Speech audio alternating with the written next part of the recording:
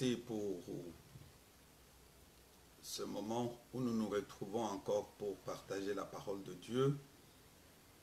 Comme d'habitude, nous commençons par la prière.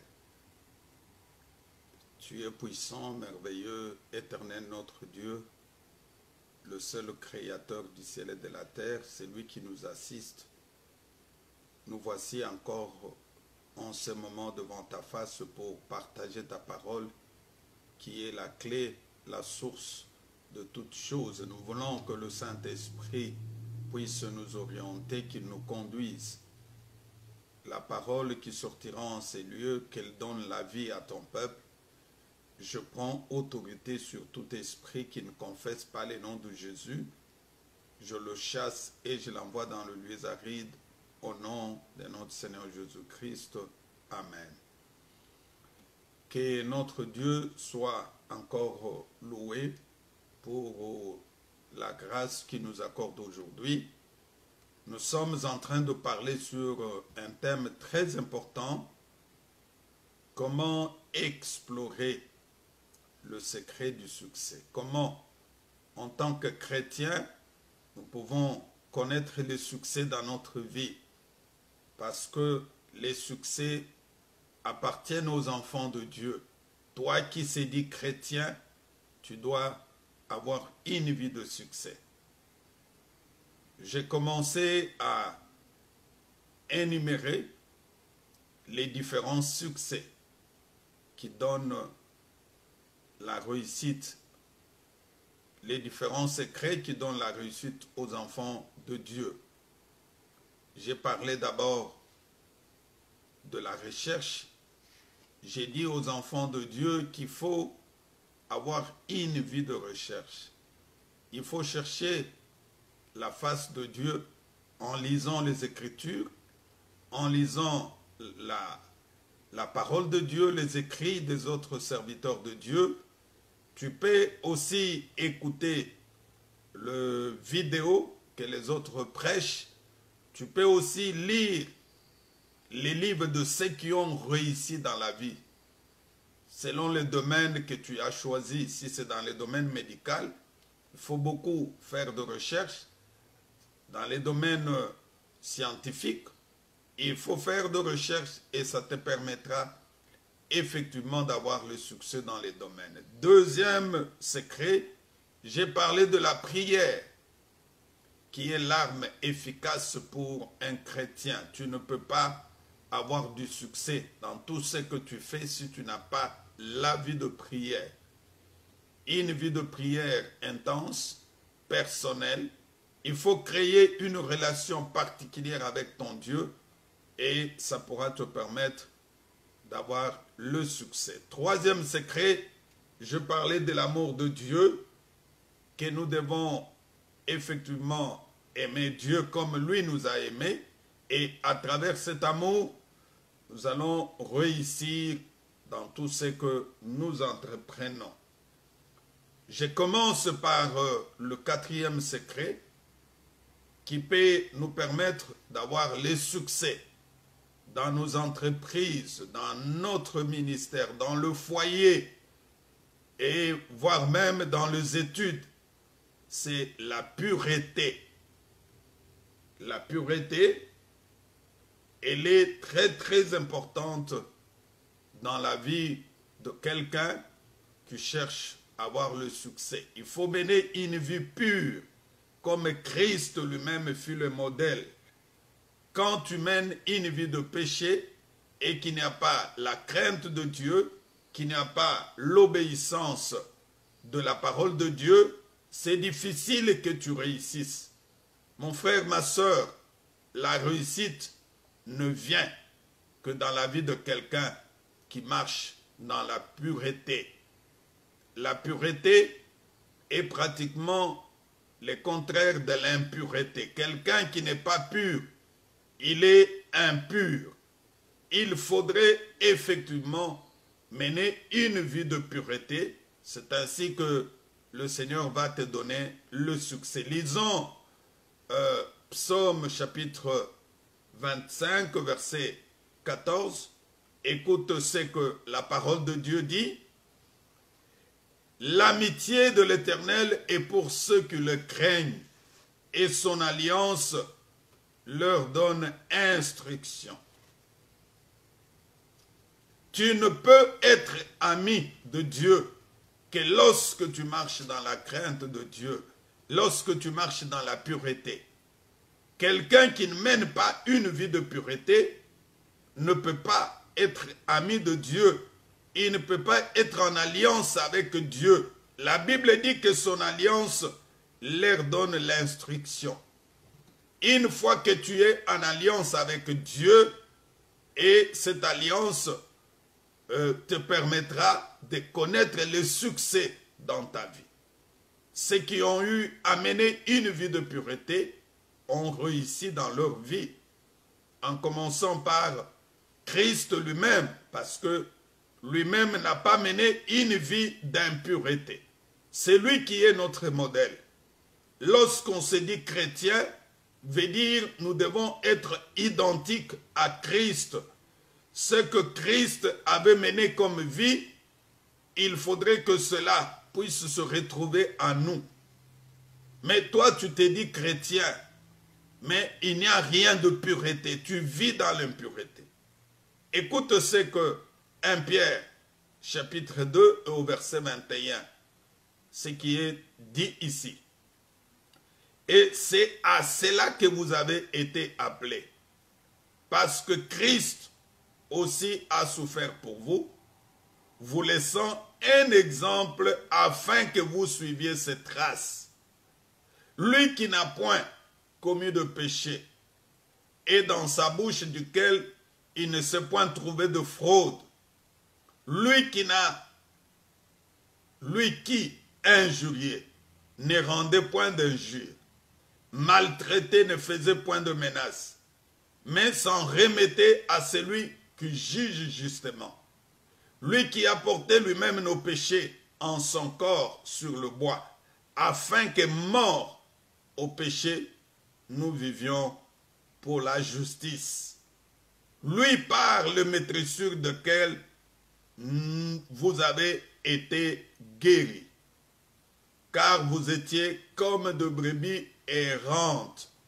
Mais maintenant vous êtes tournés vers le pasteur, le gardien de vos âmes. La parole de Dieu que nous venons de lire nous dit que c'est à cela que nous avons été appelés, parce que Christ aussi a souffert. Nous laissons un exemple afin que vous suiviez ses traces. Un chrétien, c'est celui qui marche sur les traces de notre Seigneur Jésus-Christ. Nulle part Christ a commis le péché. Il avait une vie de pureté. Et la Bible le dit ouvertement, lui qui n'a point péché. Dans sa bouche, aucun jour, il n'y a jamais eu la fraude. Il n'a jamais injurié. Lui a été maltraité, mais il n'a pas commis le péché. Celui qui se dit chrétien doit vivre dans la pureté. Et quand tu vis dans la pureté, tu auras succès. Tu connaîtras le succès dans ta vie. Mais lorsque nous vivons dans le péché, mes frères et sœurs, c'est difficile que nous pouvons voir la grandeur et la gloire de Dieu. Mais aujourd'hui, il y a des chrétiens qui se permettent à tout, qui sont capables, qui font n'importe quoi. Ils se disent que je peux faire ceci parce que en Jésus-Christ, il y a la grâce. Non. D'ailleurs, l'apôtre Paul le disait aux chrétiens de Corinthe, dans les livres de 1 Corinthiens, chapitre 6, verset 12, il leur disait, tout m'est permis, mais tout n'est pas utile. Tout m'est permis, mais je ne me laisserai asservir par quoi que ce soit. Mais aujourd'hui, les chrétiens trouvent qu'ils ont la possibilité de faire quoi que ce soit. Non. Nous devons conserver notre corps pur. Et il dit que je me conserve pur afin de devenir un vase d'honneur sanctifié. Là, c'est C'est dans les livres de Timothée. C'est pour montrer qu'un chrétien ne doit pas mener une vie d'impureté. Comment tu peux te dire que tu es chrétien et tu veux avoir le succès? Tu mènes une vie de péché, une vie de souillure. Ce n'est pas propre, ce n'est pas digne. Même toi, ministre de Dieu, pour que ton ministère soit puissant, il faut mener une vie de la sanctification, une vie de la crainte de Dieu. Il faut qu'il y ait la crainte de Dieu en nous. Nous devons être des modèles. Nous devons refléter Christ. Arriver au niveau où Paul disait, si je vis, ce n'est pas moi qui vis, c'est Christ qui vit en moi. Et il a demandé même aux chrétiens, en leur disant, devenez mes imitateurs. Parce que lui-même était en train d'imiter Jésus-Christ. La vie qui était dans Paul, c'est la vie qui était en Jésus. Lorsque quelqu'un voyait Paul, il voyait Jésus-Christ. Mais aujourd'hui, nous ne voulons pas mener une vie de pureté. Nous voulons marcher dans le péché et demander à Dieu de nous donner le succès. Non. Dieu ne peut jamais se contredire dans sa parole. Il reste fidèle dans sa parole. Et sa parole est très claire. Elle est très correcte. Job n'avait pas mené une vie de péché. Job avait mené une vie de pureté. Lorsque nous lisons les Écritures, nous voyons ce qu'a été la vie de Job. Job chapitre 27, à partir de verset 1. Écoute ce que Job dit. Job prit de nouveau la parole sous forme sentencieuse et dit, ça c'était la réponse qu'il donnait à ses trois amis. Écoute, quelqu'un qui vivait dans la pureté, c'est qu'il répondait à ses amis. Quelles que soient les difficultés, quels que soient des moments difficiles qu'il traversait. Il dit, Dieu qui me refuse justice est vivant. Ça c'est Job. Il dit, le Tout-Puissant qui remplit mon âme d'amertume est vivant. Aussi longtemps que j'aurai ma respiration et que le souffle de Dieu sera dans mes narines, mes lèvres ne prononceront rien d'injuste. Ma langue ne dira rien de faux. Loin de moi la pensée de vous donner raison. Jusqu'à mon dernier soupir, je défendrai mon innocence. Je tiens à me justifier. Et je ne faiblirai pas. Mon cœur ne me fait de reproches sur aucun de mes jours. Ça, c'est Job. Il refuse ce que ses amis lui proposaient. Parce que c'est quelqu'un qui vivait dans la pureté. Vous savez, lorsque tu vis dans la pureté, tu n'auras pas l'influence de qui que ce soit dans ta vie. Tu vas marcher selon la parole de Dieu, selon la conviction, la conduite du Saint-Esprit. Ta vie va refléter la vie de Jésus-Christ. Job dit, aussi longtemps que j'aurai ma respiration et que le souffle de Dieu sera en moi, mes lèvres ne prononceront rien d'injuste. Mais toi, aujourd'hui, tes lèvres sont en train de prononcer des histoires, de choses injustes, ce qui n'est pas bon. Mon frère, ma soeur, pose-toi la question. Vis-tu aujourd'hui dans la pureté ou tu vis dans l'impureté? Voilà la raison pour laquelle tu ne connais pas le succès. Même dans ton mariage, tu es impur vis-à-vis de ta femme, impur vis-à-vis de ton mari. Comment la bénédiction de Dieu peut se manifester dans un tel mariage où les deux partenaires sont impurs? Même dans ton entreprise, il y a la fraude. Ton entreprise ne paye même pas les taxes, ne paye pas les impôts. Comment ton entreprise peut aller de l'avant lorsque il y a la fraude, lorsque vous ne payez même pas la dîme de ton entreprise? Non, ça c'est une entreprise impure. Mon frère, ma soeur, le Seigneur t'envoie cette parole aujourd'hui pour te révéler le quatrième secret qui est la pureté, qui va te permettre effectivement de vivre le succès dans ta vie. Je passe au cinquième secret. Le cinquième secret, c'est l'humilité. Oh mon frère, ma soeur, tu ne peux pas avoir le succès dans ta vie si tu n'es pas humble. La Bible dit, l'humilité précède la gloire. Lorsque tu vis dans l'humilité, Dieu va t'élever. Mais quand tu vis dans l'orgueil, c'est difficile que le Seigneur se manifeste dans ta vie. Est-ce qu'aujourd'hui tu es humble? Une fois que le Seigneur commence à se manifester dans ta vie, tu deviens orgueilleux.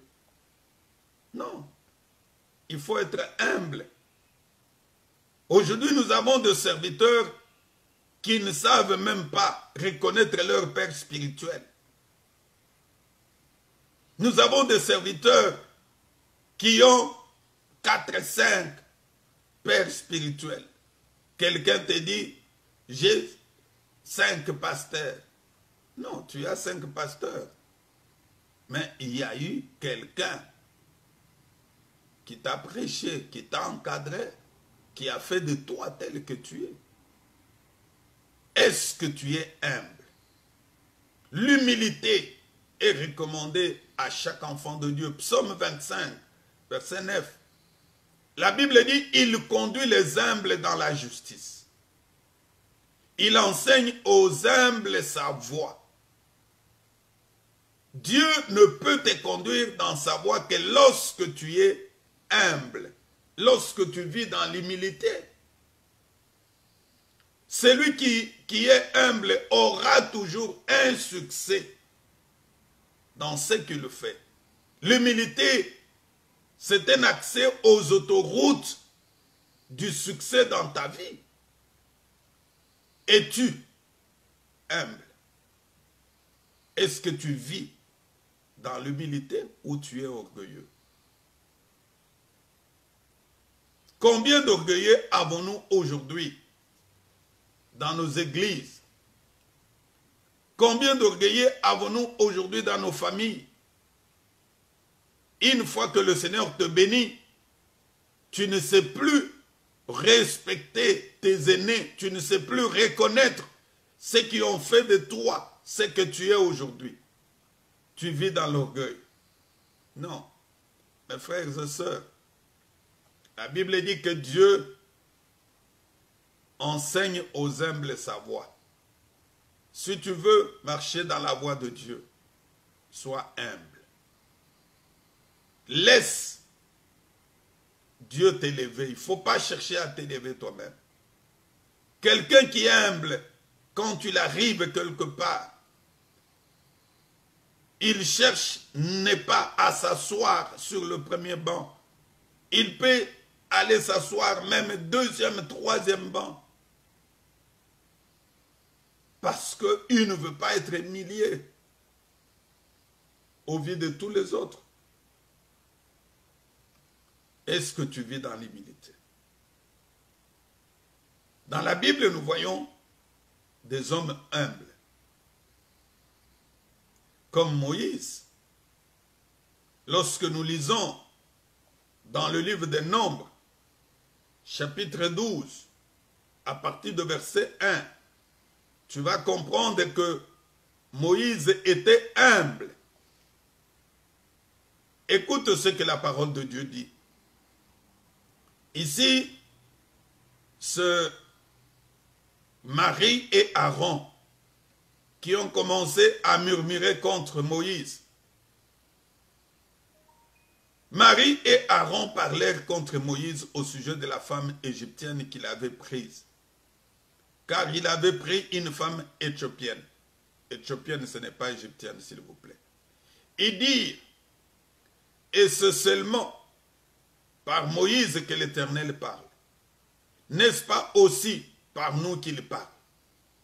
Et l'Éternel entendit, Or, Moïse était un homme fort patient, plus qu'un autre sur la face de la terre.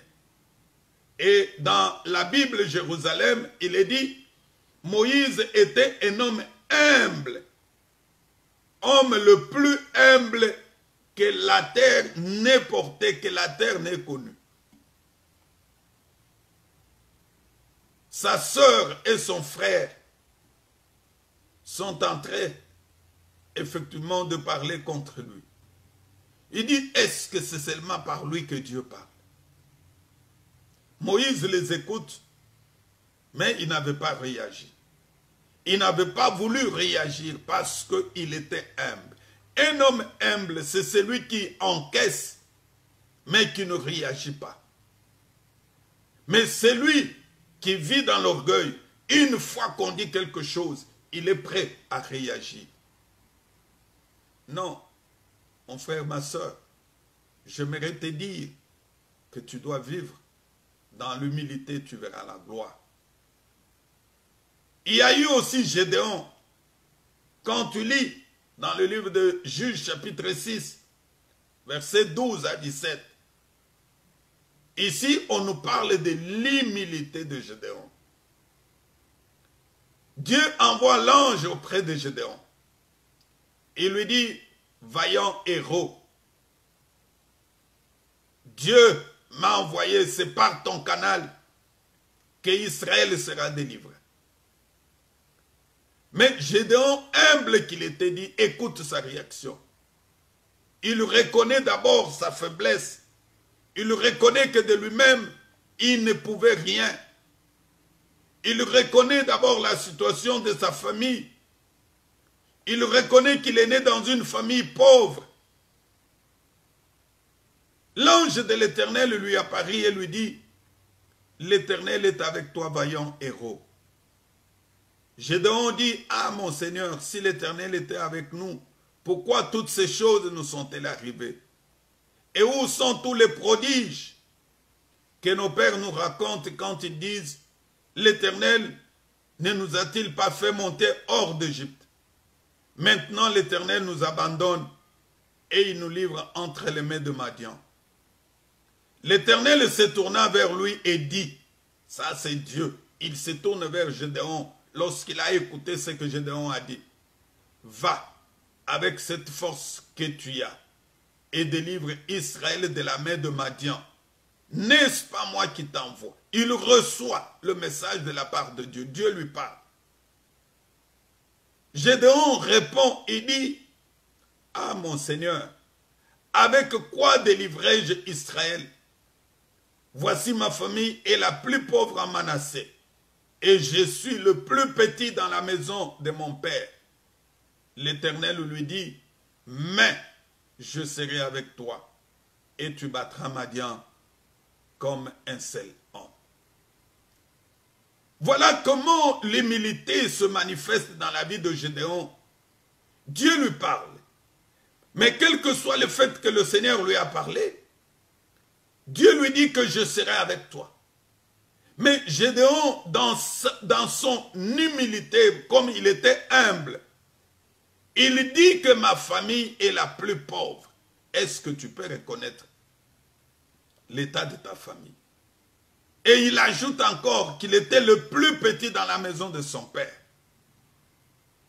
Mais toi, quand Dieu te parle, lorsque tu reçois ne fût-ce qu'une vision, lorsque tu reçois une révélation, lorsque tu reçois une prophétie qui dit non, ce frère, le Seigneur va l'utiliser, il sera un grand serviteur.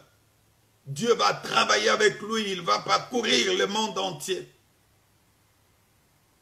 Et automatiquement, les paroles que tu as reçues vont créer l'orgueil en toi. Tu ne sais plus respecter tes aînés, même ton encadreur. Même dans le département où tu étais, tu ne veux plus évoluer dans ce département. Si on te dit quelque chose, tu n'as pas suivi ce que Dieu a dit. Je ne suis plus de votre catégorie. Moi, je suis de la catégorie supérieure. Non, mon frère, soyons humbles. Il y a eu des gens humbles dans la vie. Si je quitte Gédéon, je peux prendre l'exemple de Caleb. Vous savez, Caleb, c'est l'un de deux espions qui avaient donné de réponses, qui avaient donné les paroles d'encouragement sur les 12 espions qui étaient envoyés pour espionner la ville de Jéricho. Et c'est à cause de cela que Dieu avait permis que Caleb et Josué puissent entrer dans la terre promise. Et voilà qu'ils arrivent dans Canaan. Josué était son compagnon parce que tous deux étaient sous la conduite de Moïse. Dieu va élever Josué pour que Josué puisse conduire. Mais Caleb, dans son humilité, comme il était humble, il a reconnu l'autorité de Josué. Il n'a pas dit que tu étais mon compagnon. D'ailleurs, nous étions tous deux allés explorer Canaan. Nous étions avec toi. Nous sommes revenus. Nous avons donné de réponses qui ont encouragé le peuple de Dieu. Non. Il avait reconnu l'autorité de Josué. Est-ce qu'aujourd'hui tu es prêt aussi à reconnaître la valeur d'un autre serviteur de Dieu? Es-tu prêt à reconnaître aussi ce que Dieu a mis dans l'autre? Est-ce que tu es humble? Paul, humble qu'il était, avec tout ce que Dieu a fait dans lui, nulle part tu vas trouver Paul en train de dire moi, moi. Non, Paul disait toujours nous, parce qu'il reconnaissait que c'est Dieu qui agissait en lui. Mais aujourd'hui, nous avons des serviteurs qui ne savent pas reconnaître que si Dieu t'utilise puissamment, c'est grâce aussi à des prières des autres. Et qu'il faut avoir la considération sur les autres. Qu'il faut être humble vis-à-vis d'eux. Et c'est comme cela que le Seigneur va te donner les succès. Je suis en train de parler sur les succès, sur les secrets qui peuvent te donner les succès. Surtout, le jeune serviteur de Dieu, les ministres de Dieu, le Seigneur commence à t'utiliser. Soyez humble. Lorsque tu es humble, le Seigneur va t'élever. Sixième secret qui donne le succès dans la vie d'un enfant de Dieu, dans la vie d'un chrétien, c'est la sagesse. Mon frère, ma soeur, la sagesse est la ligne de fond d'une vie réussie. Lorsque nous lisons dans les livres de Proverbes, Proverbes chapitre 4, verset 7, écoute ce que la parole de Dieu dit. Voici les commencements de la sagesse. Acquiers la sagesse. Et avec tout ce que tu possèdes, acquiers l'intelligence. Lorsque le Seigneur va te donner la sagesse va te conduire. La sagesse va t'orienter. Le succès dans la vie ou en famille ou dans le ministère est fonction de la sagesse que tu vas disponibiliser et que tu vas appliquer. Es-tu sage dans ce que Dieu t'a donné comme responsabilité? La sagesse est très très importante. Et lorsque je parle de la sagesse, à l'intérieur de la sagesse, il y a d'abord la sagesse pour l'orientation. Pour réussir dans la vie, il faut avoir une bonne orientation. Je m'excuse, bien-aimé. Vous savez, il y a à l'université ou dans les instituts supérieurs ou dans des collèges, un département qu'on appelle le département de l'orientation scolaire et professionnelle. j'ai eu à faire cela dans ma vie. Je fais ma licence sur ça. Et l'orientation scolaire permet aux conseillers d'orientation de donner à l'enfant la voie, le chemin qui peut lui permettre de réussir dans ses études. C'est ainsi que, après la deuxième année secondaire, il faut une orientation. Parce qu'à ce moment-là, l'enfant doit faire le choix.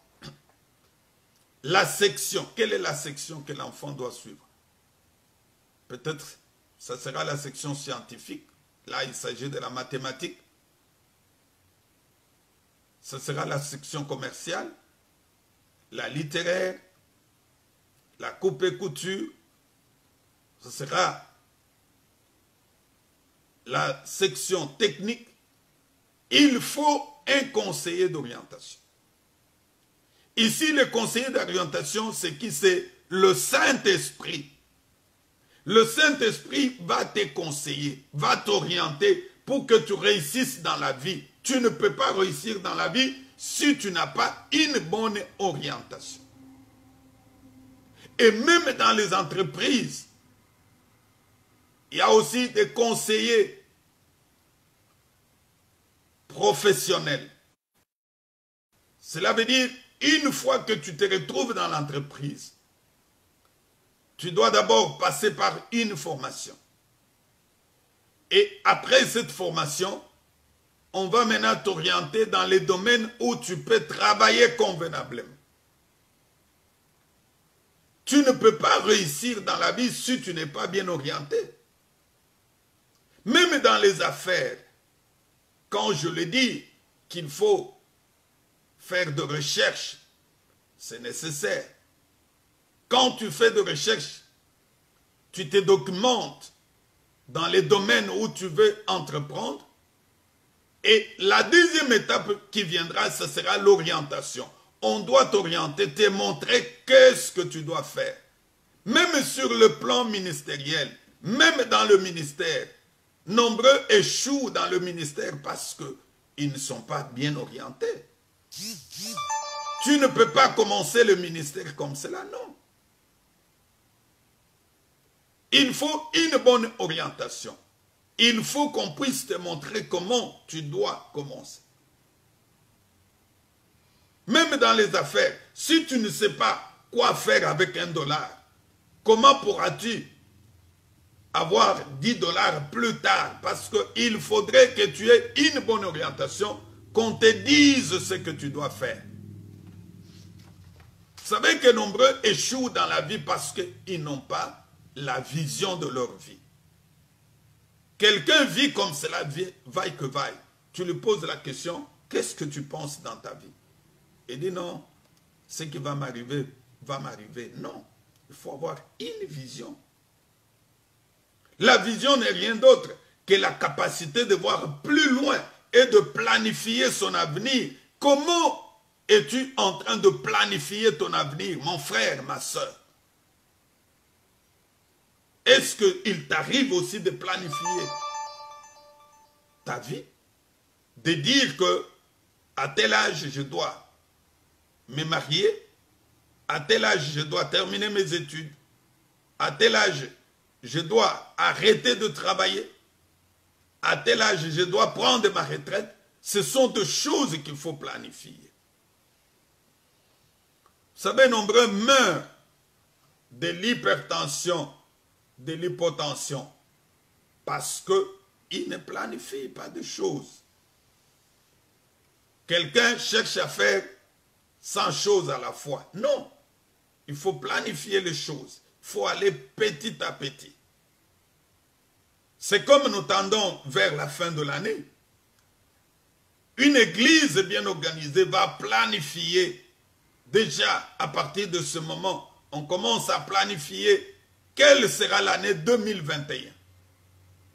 Qu'est-ce qu'on fera au mois de janvier, au mois de février, mars, avril, mai, juin. Et c'est avec ça que tu pourras réussir. Deuxième sagesse, nous devons avoir la sagesse dans l'utilisation de notre bouche. Vous savez, nombreux ont échoué, nombreux n'ont pas connu le succès dans leur vie parce qu'ils ont très mal utilisé leur bouche. Cette bouche ici peut te permettre d'avancer. Elle peut te clouer aussi. Cette bouche peut faire de toi un prisonnier. Qu'est-ce que tu as l'habitude de faire sortir de ta bouche? Les paroles de ta bouche doivent appeler les succès dans ta vie. Il ne faudrait pas avoir des paroles qui sont là pour te bloquer. Non, les paroles de ta bouche doivent t'amener à avoir une vie de succès.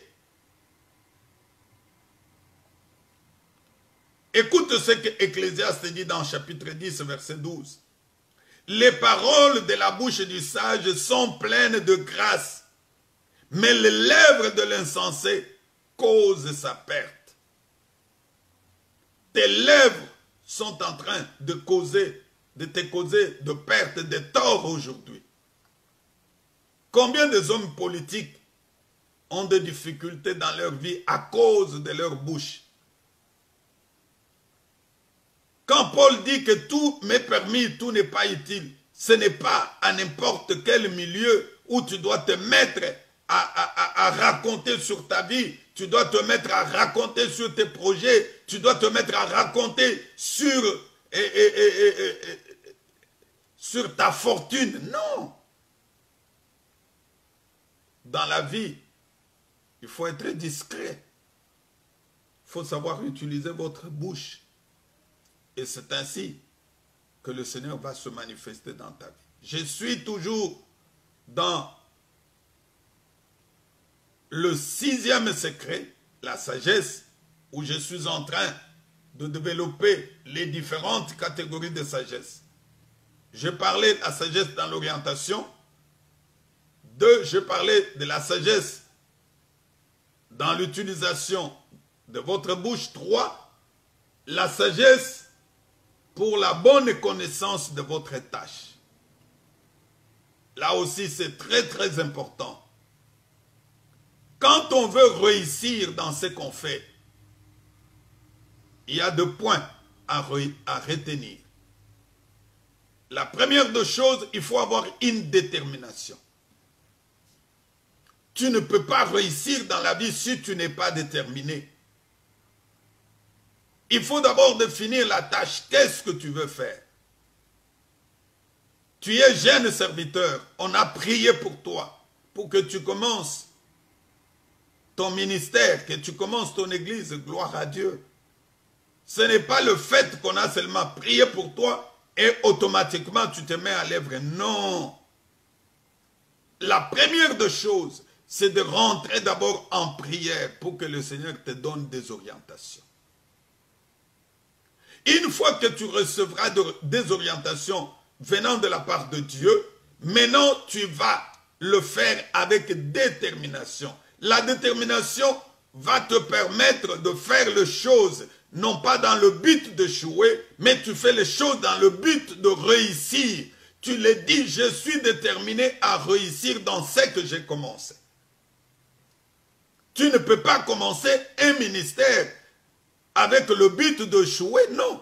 Tu commences le ministère avec une détermination en disant je dois réussir.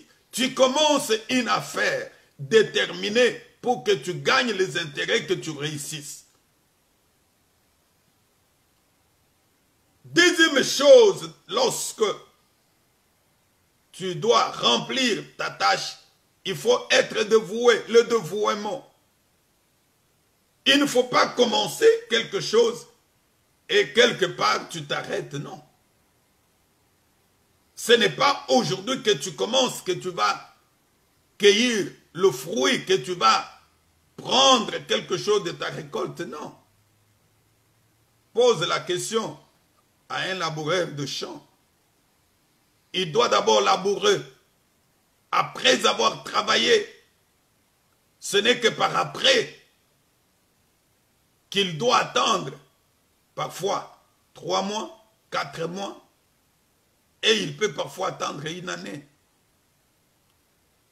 Je me rappelle chez nous au village, lorsque les gens faisaient la culture du coton,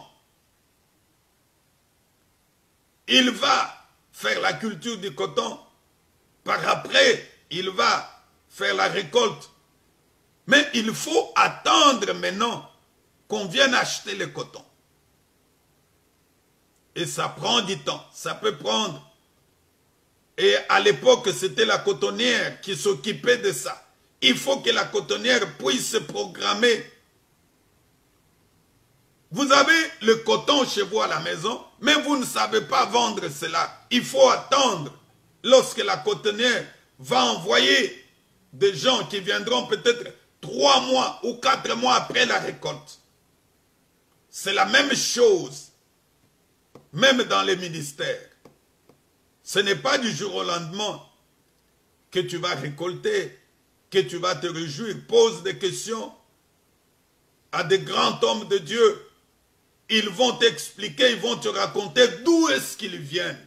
Qu'est-ce qu'ils ont connu comme difficulté. Certains te diront même qu'ils ont marché avec un seul pantalon et une seule chemise. Oui, toujours dévoué.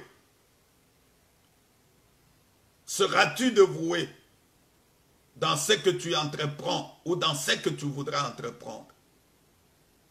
Troisième chose, toujours, dans la bonne connaissance de la tâche, il faut avoir une bonne attitude. Un chrétien doit avoir une attitude positive. Ne sois pas négatif dans ce que tu fais. Non. Un enfant de Dieu doit être toujours positif. Dans ce que je fais, je réussirai. Même si aujourd'hui, je rencontre des difficultés, je sais que Jésus est avec moi. Les apôtres ont connu des difficultés, ils ont connu des moments difficiles, mais ils n'avaient jamais abandonné. Il faut avoir de la sagesse pour construire une maison. Et il faut avoir de l'intelligence pour rendre cette maison habitable. Combien on construit des maisons et ces maisons ne sont jamais habitées?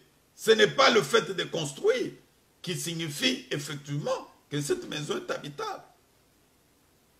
Chez nous en Afrique, il y a des gens qui ont construit des maisons, il s'est poumonné, il a fait des dépenses, il a construit, et surtout qu'on construit des maisons en blocs ciment, il a dépensé. À un moment, il s'arrête. La construction reste inachevée.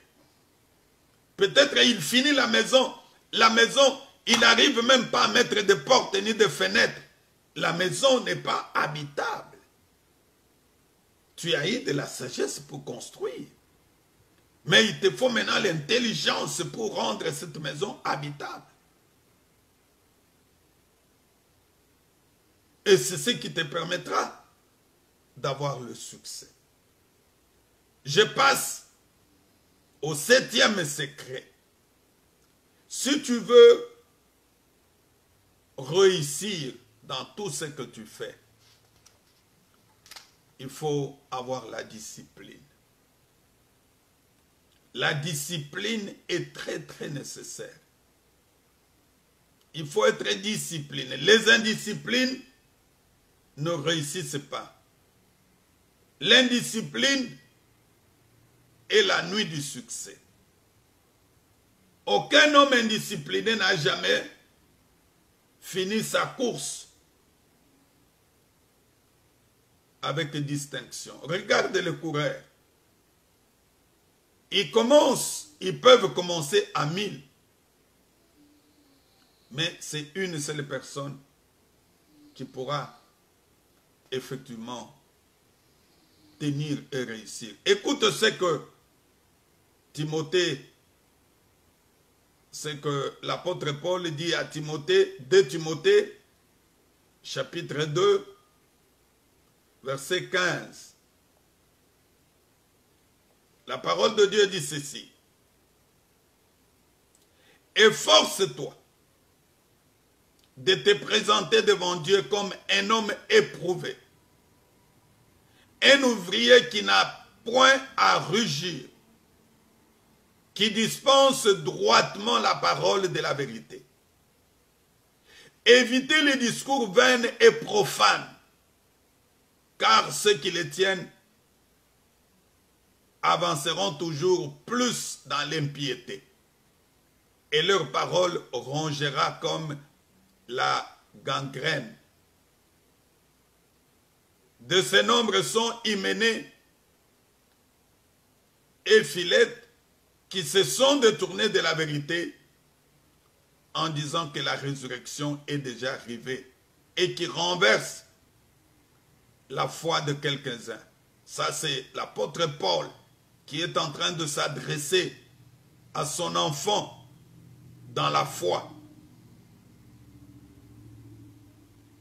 Il lui donne la ligne de conduite à suivre.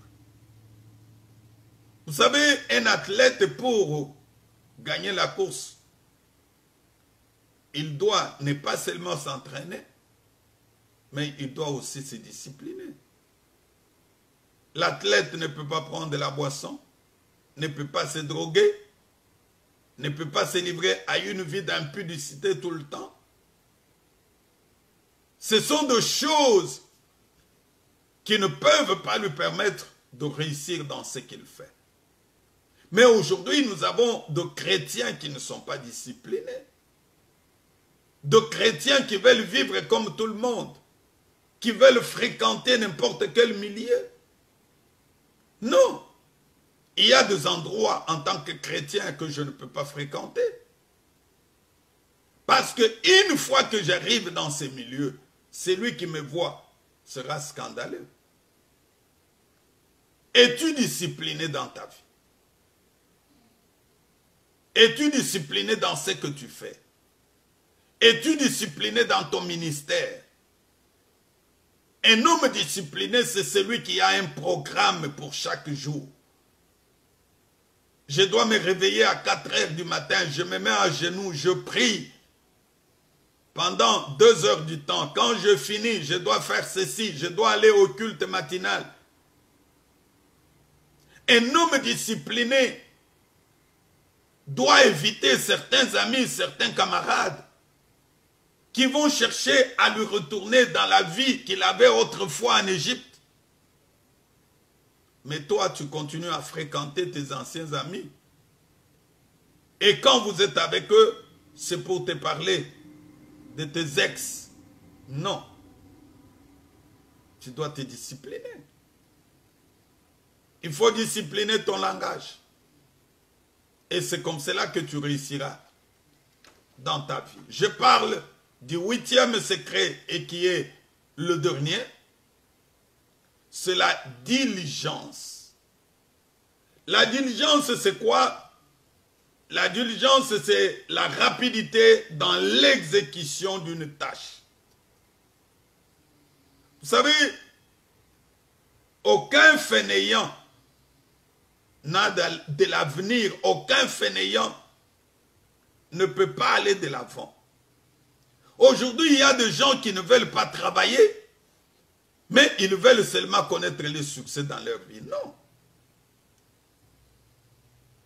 Tu connaîtras le succès dans ta vie lorsque tu travailles. C'est le travail qui procure le bonheur. Et d'ailleurs, la parole de Dieu va même plus loin. Celui qui ne travaille ne mange, celui qui ne travaille pas ne mange pas. Lorsque tu ne travailles pas, ne mange pas. Il ne faut pas être dans la vie quelqu'un qui est derrière les autres. Donne-moi. Fais ceci, fais cela. Non. À un moment, tu deviendras pratiquement, les gens vont commencer à t'éviter parce que tu les embêtes, tu les gênes. Les succès se trouvent dans le travail. Les bénédictions de Dieu sont canalisées à travers le travail. Quand tu ne travailles pas, mon frère, ma soeur, je te dis, tu peux avoir des promesses, mais Dieu n'accomplira pas ses promesses. Aujourd'hui, la manne ne va plus tomber. Les bénédictions de l'Éternel vont se manifester dans nos vies lorsque nous allons prier et lorsque nous allons travailler. Quand tu ne travailles pas, mon frère, je t'ai dit, tu ne réussiras pas. Psaume chapitre 1, verset 3. Il dit, il est comme un arbre planté près d'un courant d'eau qui donne son fruit en sa saison et dont le feuillage ne se flétrit point. Tout ce qu'il fait lui réussit. Quand tu ne fais pas quelque chose, comment vas-tu connaître la réussite? Lorsque tu ne veux pas travailler.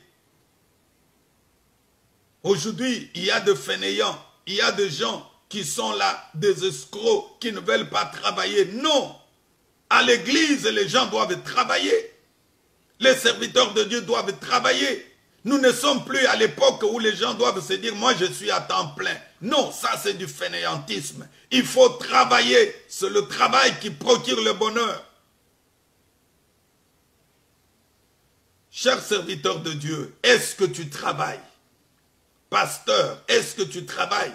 Tu peux être pasteur, mais entre-temps aussi un homme d'affaires. Il faut travailler. Chacun doit contribuer pour l'avancement de l'œuvre. Chacun doit mener ses dîmes, il doit mener ses offrandes. C'est comme cela que le travail de Dieu va avancer.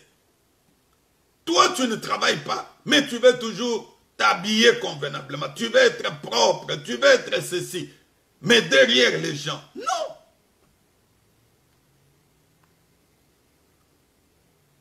Est-ce que tu travailles? Toi qui veux que le Seigneur te donne le succès, apprends à travailler. Abraham avait travaillé. C'est ainsi que Dieu l'avait béni. Si Abraham n'avait pas travaillé, Dieu ne pouvait pas le bénir. Mais comme toi, tu ne veux pas travailler, ça sera difficile que Dieu te bénisse. Genèse chapitre 13, verset 2. La Bible dit, Abraham était très riche en troupeaux, en argent et en or. Très riche en quoi? En troupeaux. Ce qui veut dire qu'il était berger. Mais toi, tu ne travailles pas. Même le travail de Dieu ici, tu ne le fais pas convenablement. Toi qui tu te dis, tu es à temps plein. Combien de temps consacres-tu d'abord à prier pour ta propre vie, à prier pour la vie des autres, à visiter les enfants de Dieu et à intercéder pour eux? Parce qu'il ne suffit pas seulement de te dire, pasteur, il faut t'occuper de ces brebis-là sur le plan spirituel. Tu dois gêner pour eux. Tu gênes combien de fois par semaine? Il faut travailler. C'est le travail qui procure le bonheur. C'est le travail qui donne le succès. Si tu veux avoir le succès dans ta vie, applique les secrets que je viens de te révéler. J'ai parlé de 8.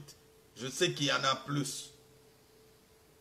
Mais avec ce que je t'ai dit, Dieu est capable de te donner le succès.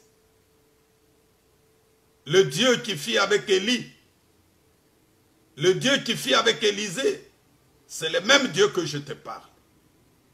Le Dieu qui avait agi dans la vie de Paul, c'est le même Dieu que je te prêche.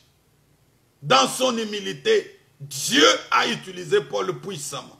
Lui qui n'a même pas été avec Jésus physiquement comme cela. Mais quand tu vois, c'est l'apôtre qui a plus écrit que tous les autres.